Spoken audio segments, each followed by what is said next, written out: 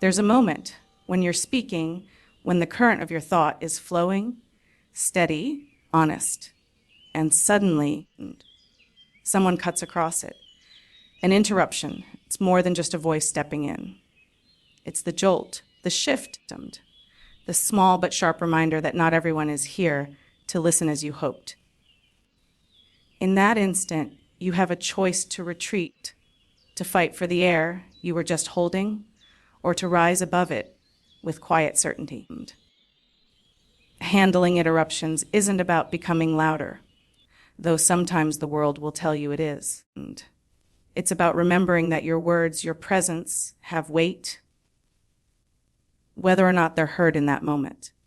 You pause, not because you've been silenced, but because you are choosing your ground. That pause is powerful. It tells the room, I am still here. My voice is still here. Sometimes you'll meet interruptions with a smile that says, I see you, but I am not done. Other times, you'll simply keep speaking as if the interruption was just a passing gust of wind. And yes, there will be moments you decide to yield the space, not out of defeat, but out of wisdom, knowing when the conversation needs stillness before you step back in.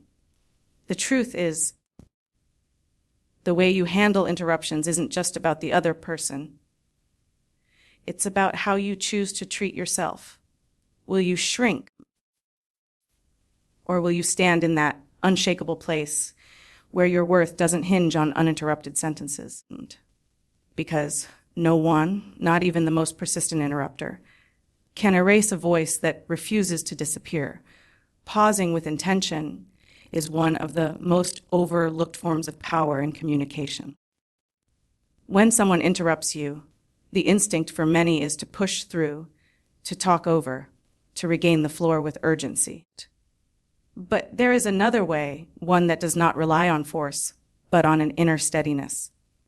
A pause that comes from choice, not from surrender, carries a very different energy. It is not the pause of someone who has been silenced. It is the pause of someone who is aware of their own gravity. This kind of pause commands attention without demanding it, allowing the room to sense that something meaningful is still hanging in the air, unfinished and undeniable. In moments of interruption, your body might tense. Your words might feel hijacked. But the truth is, no one can truly take your voice unless you give them that permission. By pausing with intention, you are reclaiming the moment. You are deciding that you will not be swept into the chaos of another's urgency. Instead, you anchor yourself. You breathe.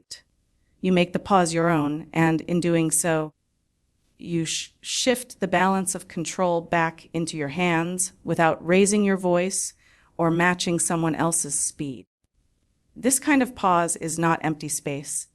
It is filled with your presence, your self-assurance, your quiet but unwavering authority. People often underestimate the power of stillness, thinking that silence means loss. But intentional silence is an amplifier. It frames your words so that when you resume speaking, the weight of what you say becomes even greater. The interruption becomes a mere ripple on the surface, while you remain the depth beneath it. You are not competing for attention. You are letting the world realize that your words are worth waiting for. When you pause deliberately, you give both yourself and others a chance to notice the interruption for what it is. Sometimes it allows the other person to hear themselves and recognize that they've cut in. Sometimes it invites them to step back and give you space. But even if they don't, you have not let them dictate the rhythm of your message. You are still in command of the tempo, even if the sequence has shifted. You become the one setting the tone. Not with speed or volume, but with an unshakable calm. It can feel uncomfortable at first, especially if you are used to defending your space verbally. Pausing might feel like giving away power, but the opposite is true when it comes from intention.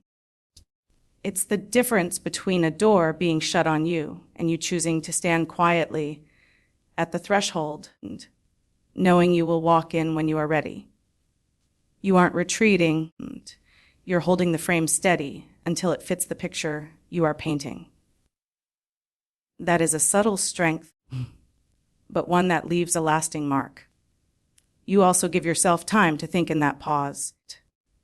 Instead of reacting to the interruption with frustration or defensiveness, you create a gap where you can decide how you want to proceed. Will you resume exactly where you left off? Will you acknowledge the interruption directly? Or will you adapt your words in light of what just happened? The pause gives you options, and options are power. You are no longer locked into an emotional reaction. You are making a conscious choice about your response. The more you practice pausing with intention, the more you begin to feel the shift in your own energy. You stop rushing to prove yourself in the space of conversation. You no longer feel that every second of silence is a threat to your relevance. And you start to trust that what you have to say does not lose value just because someone else has spoken over it. You start to see that you can hold your ground without having to constantly occupy the air. And that is the kind of confidence that is not just seen, but felt. Pausing with intention is about trusting that your voice is not fragile, that it does not vanish the moment it is interrupted. It's about knowing that even in the gap, you still exist fully in the room, and the moment you choose to speak again, your words will land exactly where they need to. Letting your presence speak louder than your volume is about understanding that communication is not just about words or the force with which they are delivered. It is about the energy you bring into the room, the way you carry yourself, the unspoken confidence that radiates before you even say a word. When interruptions come, many people believe they need to shout, to raise their voice above the noise in order to be heard. But often, the opposite is true. The most commanding voices are not always the loudest. They are the ones that remain steady, certain, and unshaken no matter what is happening around them. Your presence is your silent anchor, and when it is grounded, it can command more respect than any raised tone could. When you allow your presence to lead, you shift the focus away from trying to outmatch the interrupter's volume. You stop competing for space in the noise and instead create a space of your own. One that draws attention not because you have overpowered others, but because you have not been pulled into their pace. People are naturally drawn to calm in the middle of disruption. They sense stability in someone who does not need to fight for attention to be seen. This is why presence can often speak where words cannot. It communicates confidence without confrontation. Your presence is expressed in your posture, your facial expression, the steadiness of your breath, the way your eyes meet others without flinching.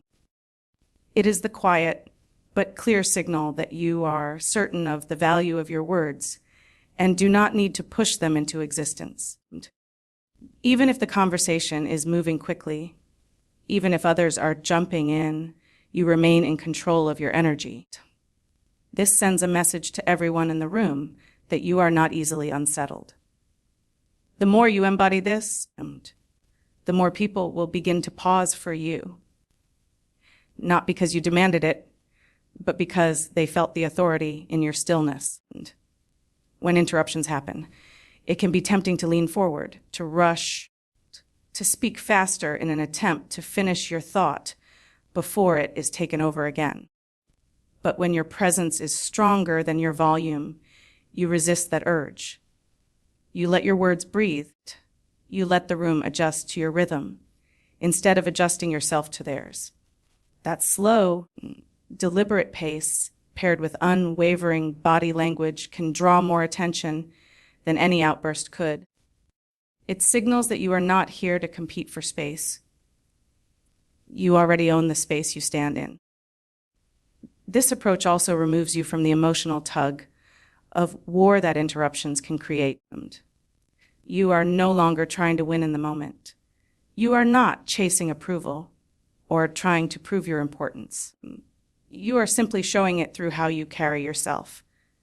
In doing so, you often disarm those who might interrupt out of habit or dominance because they are met not with resistance, but with a kind of immovable calm they cannot easily disrupt. That calm presence can shift the tone of the entire conversation without a single extra decibel. Over time, letting your presence speak louder than your volume builds a reputation. People begin to expect a certain steadiness from you, but they often adjust their own behavior in your presence.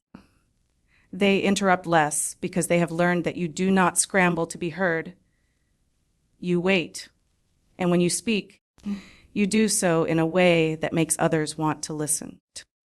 That respect is not built in one interaction, but over many moments where you chose to lead with presence instead of force. It is important to remember that presence is not passive. It is not sitting back and letting your voice fade. It is active, deliberate, and felt. You are still participating, still sharing your perspective, but you are doing it in a way that is anchored in self-assurance. Even in silence, your presence is speaking, saying that you belong here, that your words matter, and that you will not be diminished by the noise around you. That is a language people instinctively understand, and it often speaks louder than anything you could say with raised volume. Choosing when to continue and when to yield is an art that requires self-awareness, emotional intelligence, and a willingness to look beyond the immediate moment. When an interruption happens, it's natural to feel the urge to push through and reclaim your place in the conversation. But not every moment calls for resistance, and not every interruption needs to be met with determination to finish your point immediately. Sometimes the strongest move is to continue without hesitation, and other times the wisest move is to step back, observe, and allow the moment to pass before you re-enter. The choice between continuing and yielding is not about weakness or strength. It's about discernment and knowing which path will serve your voice, your message, and the overall conversation best. When you choose to continue, you are signaling that the point you are making is too important to lose its momentum. This might mean holding steady eye contact, using your tone to anchor the room, and carrying on as though the interruption has not diverted you. Continuing in this way communicates that you believe in the value of your thought, and you will see it through to completion, regardless of the attempt to derail it. It is not about talking over someone aggressively. It's about maintaining your place with composure and letting the weight of your conviction hold the space for you. People often sense when someone is speaking from a place of deep certainty, and that alone can restore their attention. On the other hand, choosing to yield can be just as powerful, though it may seem counterintuitive. Yielding is not giving up. It is stepping aside momentarily to create space, to allow the interruption to run its course, and then re-entering at the right time. In doing so, you show that you are not desperate for the spotlight and that you can navigate shifts in conversation without losing your footing. A yielding can sometimes make people more aware of the interruption itself as they notice the gap you leave, which can lead to them inviting you back into the discussion with renewed focus on your words. Knowing when to use each approach requires attentiveness to the dynamics of the room. If the interruption is a quick, relevant addition that builds on your point, continuing might not be necessary. yielding can keep the flow harmonious. If the interruption is dismissive, irrelevant, or an attempt to overpower your voice, continuing may be the better choice to preserve your authority and presence. The decision is less about the interruption itself and more about the energy behind it and your intention for the conversation. Choosing wisely also depends on reading your own state of mind. If you feel your emotions rising, yielding briefly can give you the space to regain composure so that when you return to your point, and you do so with clarity and calm rather than defensiveness. If you feel steady and clear, continuing allows you to maintain the thread of your thought without unnecessary delay. This self-regulation is key because it prevents you from reacting purely out of instinct and instead lets you respond with purpose.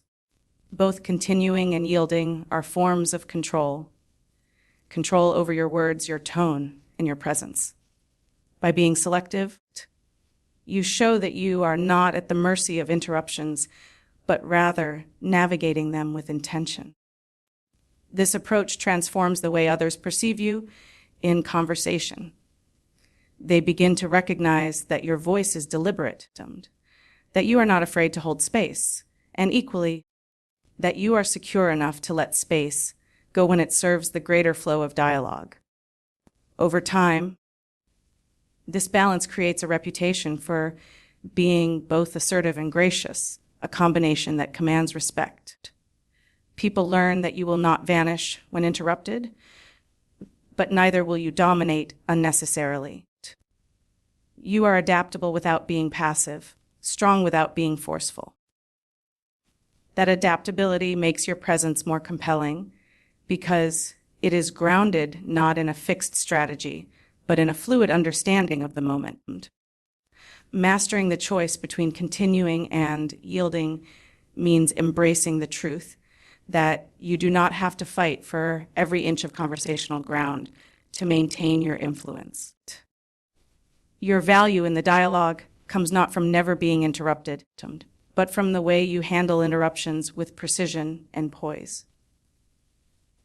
That is the mark of someone who does not simply speak, but knows exactly how and when to be heard. Protecting yourself, worth from momentary disruptions begins with understanding that interruptions are often situational, not personal. They may be a reflection of someone else's impatience, excitement, or lack of awareness rather than a judgment of your value. Yet in the moment, an interruption can feel like an invalidation, a dismissal of what you were saying, or even of who you are. This is why it is essential to separate your sense of worth from the flow of a conversation. When you anchor your confidence in something deeper than whether you are allowed to finish a sentence, and you protect yourself from the emotional turbulence that interruptions can trigger. This protection comes from an inner decision, the choice to see your value as constant, unaffected by external shifts. Conversations are full of unpredictable movements, voices overlapping, thoughts colliding, ideas sparking all at once. And in that unpredictability, you must carry the quiet conviction that your voice remains important regardless of how many pauses or detours it encounters. If you allow every break in your speech to shake your self-worth, you give away power that is rightfully yours. Instead, hold to the knowledge that your words have substance and that the right ones will always find their way to where they are meant to be heard. And interruptions can sometimes feel personal because they disrupt not just your words, but also the rhythm you were building. You may have been forming a thought that felt essential, only to have it cut short. And the temptation is to interpret that as a sign that your contribution is less important.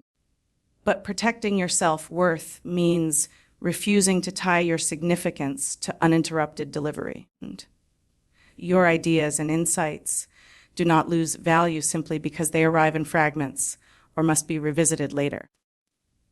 The power of your voice is not measured in uninterrupted airtime. It is measured in its ability to land, resonate, and leave an imprint, no matter the path it takes to get there. Part of this protection is learning to pause internally when an interruption occurs, not just in your words, but in your self-talk. It is easy for the mind to jump to conclusions. They don't care what I'm saying. I'm being ignored. My opinion doesn't matter. These thoughts are quick and unfiltered, but they are not truth. They are momentary reactions. By pausing, you give yourself the opportunity to step back and look at the situation from a wider perspective. Maybe the person was eager to contribute. Maybe they misread your pause as an invitation. Maybe they are simply unaware. Protecting your worth means you resist the pull of assumptions and instead ground yourself in the bigger picture. You also protect your worth by remembering that you have control over how you return to the conversation.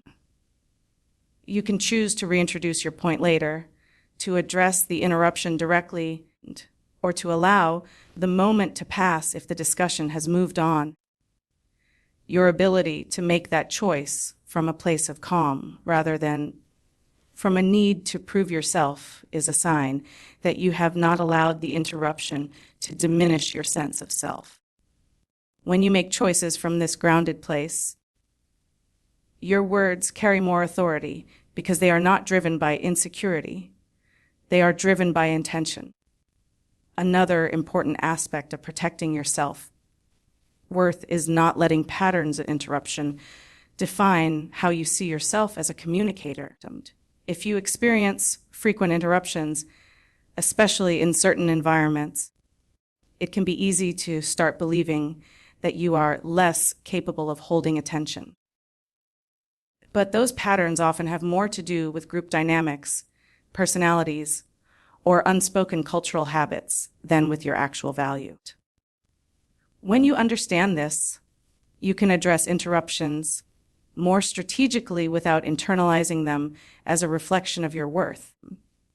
You can approach conversations with the knowledge that your presence is valid and that you do not need external validation to confirm it. This mindset transforms the way you experience dialogue, instead of guarding your sense of self against every possible disruption. You carry it with you like something unshakable, something no one can take without your consent.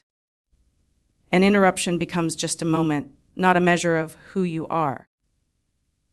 You stop reacting from the place of someone who feels they must earn their right to be heard, and you start responding as someone who knows they already have that right.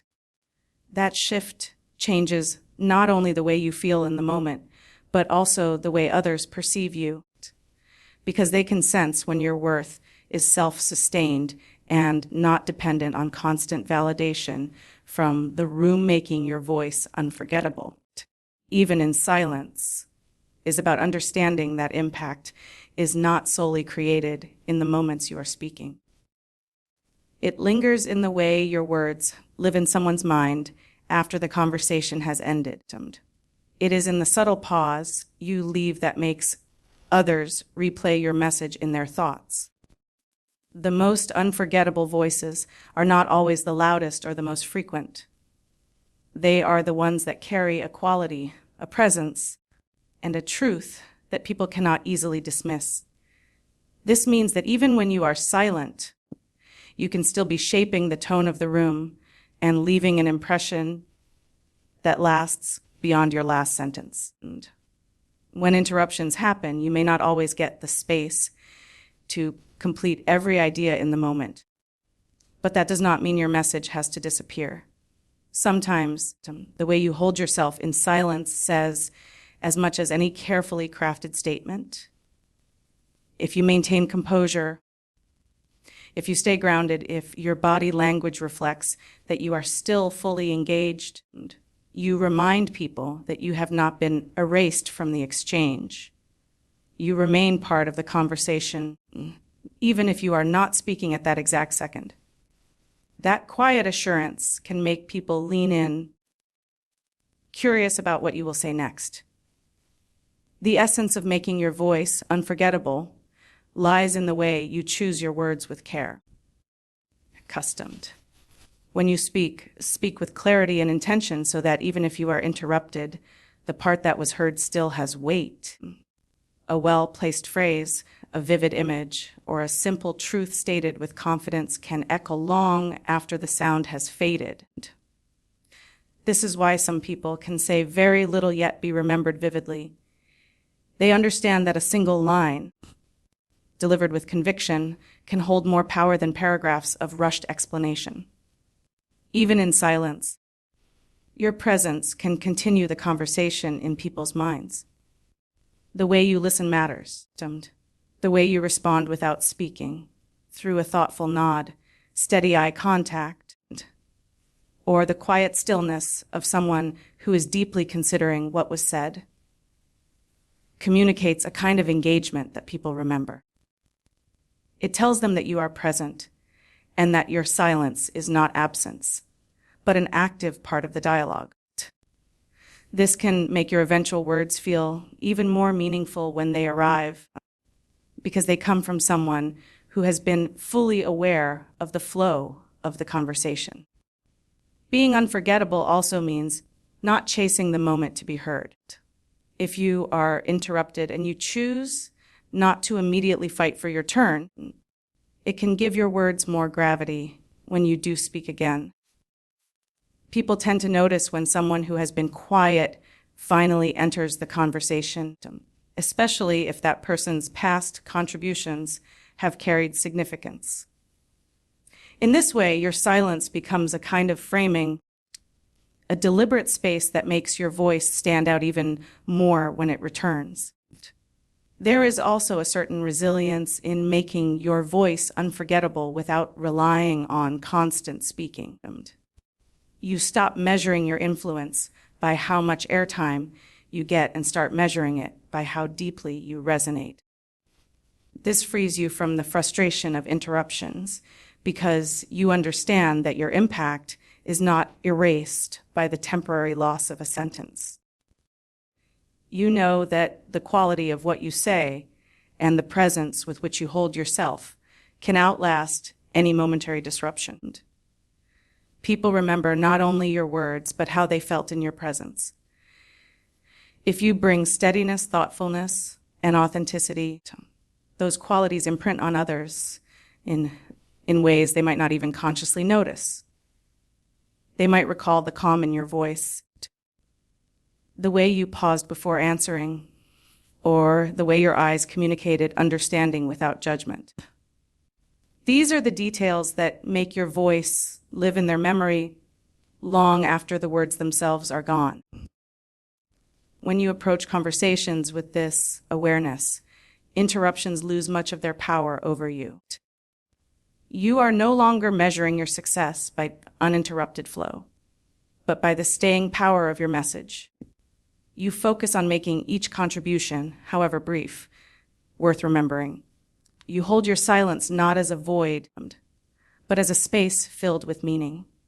In this way, your voice becomes something people carry with them, through the quiet, through the noise, and long after the moment has passed,